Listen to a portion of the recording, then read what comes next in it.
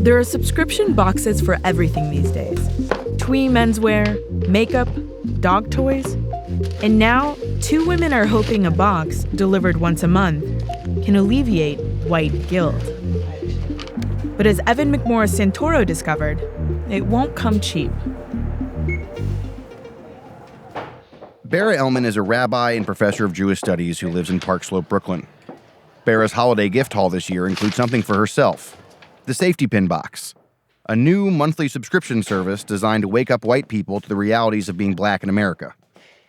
Plans start at $25 and go all the way up to $100 a month. Okay. Are you getting that feeling of like unboxing, that exciting feeling of like a gift? Well, it's not so much as a gift, but it's kind of exciting that I feel like I'm getting ready to learn, like, I don't know, Mission Impossible, like what my job is supposed to be, you know? The Safety Pin is the Make America Great Again hat for white people who want to show the world they didn't vote for Trump.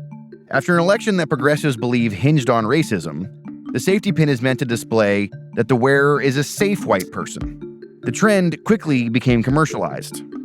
Now you can find designer safety pins online for over $300. Organizers Marissa Johnson and Leslie Mack think they can use all this white guilt for good and capitalize on it at the same time. So I was talking with our marketing consultant, and she suggested that we add some other content to the different subscription levels. So they created the Safety Pin Box. The plan is to make some profit while also giving grants to black women activists. I went to Grand Rapids to watch the first set of boxes get packed in Leslie's house. That's a good idea. Yeah, that is actually a really good idea. This is sort of the epicenter of white guilt, is the white middle-aged mom who voted for Hillary but saw Trump win on the back of the white women vote. Yeah. That's where the money is. That's where the money is. That's where the need is. I wouldn't say the money, but it is where the need is. Well, you're a business person. Yeah. That's where the cash is, right? That's where the money is. Well, the cash is in all the white people's wallets. So I'm not discriminate about whose wallet it is exactly. Yeah. But I will say that that's where the need exists. That's where the desire is to do the work. And so I'm hopeful that we can channel that energy in a really positive way and create some better allies. Because what we've had up till now is a lot of white people educating themselves and educating each other. And it's like, great, what happens after you're educated? You know, what happens after there's a huge populace of white people that know what supremacy is and understand the intricacies of it and get how bad it is? What do they do with that? Wear safety pins. Do you see how silly that sounds? Really how silly it sounds, that's the response to learning about supremacy is I'm gonna put something on my clothing and that's gonna be something active. It really isn't active. So we're looking to move that into action. So what's in the box? Bara finds lesson plans and tasks to complete. Some tasks are simple, like give black people higher tips. Others are harder.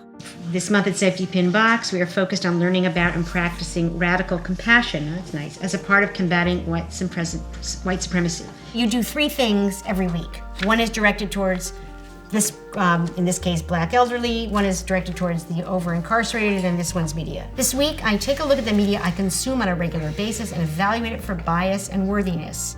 No, because I'm sitting here in your house in Park Slope, and I'm wondering if these boxes are just going to end up like, you know, how New Yorkers get stacked up people's houses. Like, I'm sure there's some New Yorkers in this house somewhere. Yes, there are. We read them, however. We do read them. No, that's a very good point. And I have to admit that also, I thought about that. So there's an aspect of this box that's kind of like, this is the black woman you invite into your house every month? Is there a certain aspect to this? No, I hadn't really thought of it as that.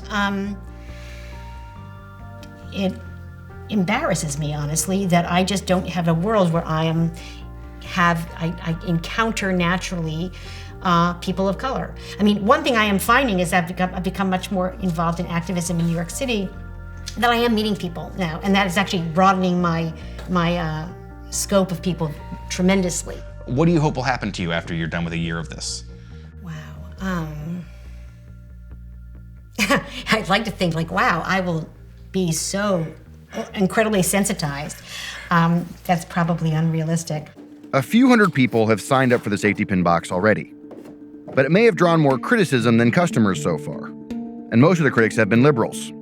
Many don't like the idea of profiting off of what they see as activism. So this is not to buy you a new car. Well, I mean, I might get a new car. I don't know. I'm not willing to say on the air that I'm not going to get a new car. I might get a new car, but I would have earned that car. So what is it about white people that they also require you to give them a box of things to do? Why don't they just write you the check? Yeah, I mean, you could just write the check. But I think for us, one, it's about actually providing a service that people are asking for. So that there's a market. And that's really when we talk about it being a business, it's a business model because there's a need.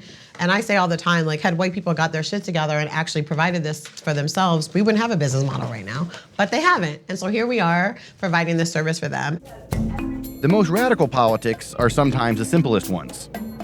Safety Pin Box's message to guilty whites: if you want to do something, put money in a black woman's pocket. And I just would say, we never pretended to be anything but radical black women. And so we're going to do some radical shit and we'll see what happens.